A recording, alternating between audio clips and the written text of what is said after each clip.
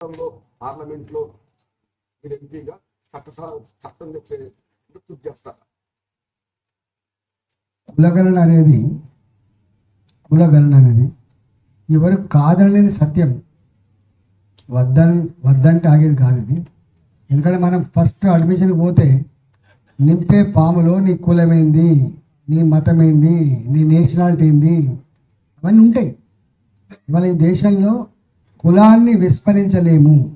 భారతీయ Janata Party concept number 1. Number 2, ఈ కులగణన రాష్ట్రాల పరంగా తప్పకుండా జరగవలసిందే. ఇది భారతీయ జనతా పార్టీ రెండో భావన. నేను ఒక చిన్న ఎగ్జాంపుల్ చెప్తాను. ఇక్కడ కమ్మలు ఉన్నారు. కర్ణాటక పోతే కమ్మలు ఎన్ని వస్తారు? ఓబీసీ. ఇక్కడ రెడ్లు ఉన్నారు. కర్ణాటక పోతే ఏమొస్తారు? అక్కడ ఇక్కడ రజకులు ఉన్నారు. ఇక్కడ బీసీఏ. కర్ణాటక పోతే ఏమవుతారు? ఎస్సీ. ఇక్కడ లంబాడాలు ఉన్నారు. ఇక్కడ ఎస్సీ. మహారాష్ట్ర పోతే బీసీ, కర్ణాటక పోతే ఎస్సీ.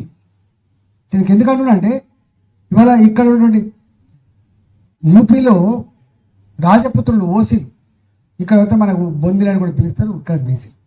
అందువల్ల దేశవ్యాప్తంగా ఒక్కొక్క రాష్ట్రంలో ఒక్కొక్క రకంగా ఉన్నటువంటి పరిస్థితి. కాబట్టి దేశవ్యాప్తంగా ఎస్సీలు ఎవరని చెప్పి డిమార్కెట్ చేయలేవు, ఎస్టీలు ఎవరని చెప్పి నువ్వు డిమార్కెట్ చేయలేవు, ఓబీసీలు ఎవరో నువ్వు డిమార్కెట్ చేయలేవు. కాబట్టి రాష్ట్రాల పరంగా ఈ కులగణన జరగాల్సింది నెంబర్ 1. నెంబర్ 2 ఏంటంటే నీకు నిజాయితీ ఉంటే, చిత్తశుద్ధి ఉంటే, దానికి అథెంటిక్గా బాజాప్తా దానికి ఒక కమిషన్ వేసి ఇవో దీని నాయకత్వంలో దీనికి డబ్బులు కేటాయిస్తున్నాం, దీని రోజులలో సైంటిఫిక్గా తెస్తామని చెప్పమని. మద్రాసులో తమిళనాడులో వాళ్ళు బాజాప్తా చట్టబద్ధమైనటువంటి కమిటీ వేసి బాజాప్తా సర్వే చేసి ఇవో మా సోషల్ స్టేటస్కి ఇది, మా రాష్ట్ర స్టేటస్కి ఇది, మేము ఇట్లా చేసుకోవడం అని చెప్పి చేసుకున్నారు వాళ్ళు. ఇవాళ బీహార్ ప్రయత్నం చేసింది. మీరు కూడా ఇవాళ నువ్వు అంటున్నావు దేశవ్యాప్తంగా, ఈ తెలంగాణ రాష్ట్రంలో నువ్వు అన్నిటి జనాభా డే బై డే పెరుగుతుందనేది యాక్సెప్ట్ చేస్తావు కదా. అది 0.5% పెరుగుతుందా, 1% పెరుగుతుందా పక్క పెడితే జనాభా పెరుగుతుందనేది సత్యం. జనాభా కొంచెం ఇల్లిటరసీ ఉన్న దగ్గర ఎక్కువ పెరుగుతుంది, కొంత బాగా ఎడ్యుకేటెడ్ ఉన్న దగ్గర తక్కువ పెరుగుతుంది అనేది కూడా వాస్తవం. మరి ఎస్సీల జనాభా పెరుగుతున్నది, ఎస్టీల జనాభా పెరుగుతుంది, ఓబీసీల జనాభా తగ్గుతుందా? చెప్పండి, మీరు చెప్పండి. ఇవాళ ఎంత దుర్మార్గం అంటే నీకు ఒక విషయం తెలుసా? 2011 జనాభా లెక్కల ప్రకారం ఇక్కడ 3,67,00,000 మంది. 2011 సెన్సస్ ప్రకారం ఇవాళ 2025 నాకు తెలిసి 4.5 కోట్లు దాటిపోయి ఉంటుంది. 3 కోట్లు కాదు, 4.5 కోట్లు దాటిపోయి ఉంటుంది. మరి 4.5 కోట్లలో నీ లెక్క ఎంత వచ్చింది? నీ కులపరంగా లెక్క వచ్చింది? నీకు నిజాయితీ ఉందా? మళ్ళీ ఒక నిజంగానే నీ నిజాయితీ ఉండి నీ రిపోర్టు కరెక్టే అయితే ఎందుకు ఇవాళ మళ్ళీ సెకండ్ టైంలో పోతా ఉన్నావు? అంటే ఏదో రఫ్ చేసి మోసం చేసి తిమ్మిని బమ్మి చేసి నేనేదో ఛాంపియన్ అని చెప్పుకునే ప్రయత్నం చేసినావు. కానీ ప్రతి నిర్ణయం బూమరాంగ్ అవుతుంది. ప్రతి నిర్ణయం ఇవాళ నీకు రివర్స్ వస్తూ ఉంది. సోయి తెచ్చుకో. దీన్ని ఇక్కడ మాట్లాడతాడు రాహుల్ గాంధీ గారు, దేశ పార్లమెంట్లో మాట్లాడతాడు. Telangana is nothing but state of weaker sections. 90% population ఇవాళ అణగారిన వర్గాల నిలయం అని చెప్పి ప్రకటించావు కదా. మరి అణగారిన వర్గాల నిలయం అని ప్రకటించబడ్డ ఈ రాష్ట్రంలో మరి నీ బీసీ జనాభా 46% ఉంటుందా?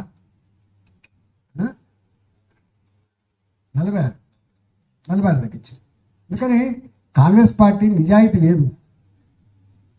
చెయ్యి రాష్ట్ర పరిధిలోకి వస్తుంది. ఎవరు తప్పడతారు? ఇక్కడ మరాఠాలు ఉంటారు, ఇక్కడ మరాఠాలు, మహారాష్ట్ర మరాఠాలు ఉంటారు, అనేకం ఉన్నాయి. ఇట్లా 1 or 2 కాదు. నాకు తెలిసి ఇప్పటిదాకా దేశవ్యాప్తంగా 2 కులాలు అంతటా ఓసీలుగా తెలంగాణ, ఒకటి వైశ్యులు, 2 బ్రాహ్మణులు. మిగతా ఎవరు కూడా ఇక్కడ కాదు. మీకు క్షత్రియులు కారు, చివరికి జాట్ కూడా కాదు అక్కడక్కడ.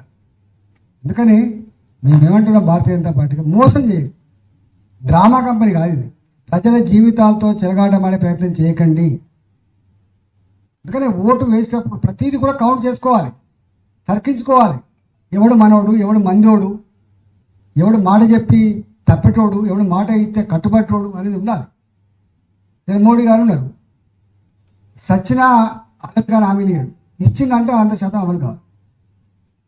ఈయన హామీలనే అమలు చేస్తున్న ప్రభుత్వం ఈ ప్రభుత్వం గుర్తుపెట్టు. వీళ్ళేమో డ్రామా కంపెనీ ఎన్నికలు ఒడ్డెక్కదాకా ఓడమల్లప్ప, ఒడ్డెక్కినాక బోడమల్లప్పలాగా మాట్లాడతారు. వీళ్ళు ఇవాళ బీసీల గురించి మాట్లాడుతున్నాడు. ఈ దేశాన్ని పాలించినాడు ఎవడేంటి? నేను మొన్న పార్లమెంట్ అడిగినా, నువ్వు మాట్లాడుతున్నావు ఈ దేశాన్ని ఈ 77 సంవత్సరాలు పరిపాలిస్తే దాన్ని 48-49 సంవత్సరాలు పాలించింది కేవలం కాంగ్రెస్ పార్టీ గుర్తుపెట్టు.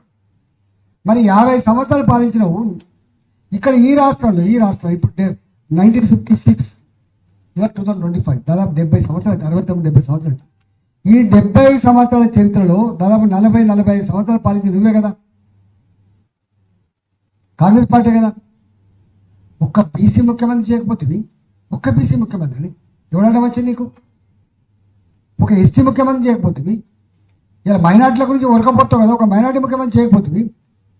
నీలం సంజీవయ్య పాపం ఎస్సీ కొద్ది రోజుల పాటు ముఖ్యమంత్రి అని తప్ప ఈ రాష్ట్రంలో ఎన్నడూ కూడా ఒక ఎస్టీకో, ఒక మైనార్టీకో, ఒక ఓబీసీకో ముఖ్యమంత్రిని చేసే చరిత్ర ఉందా?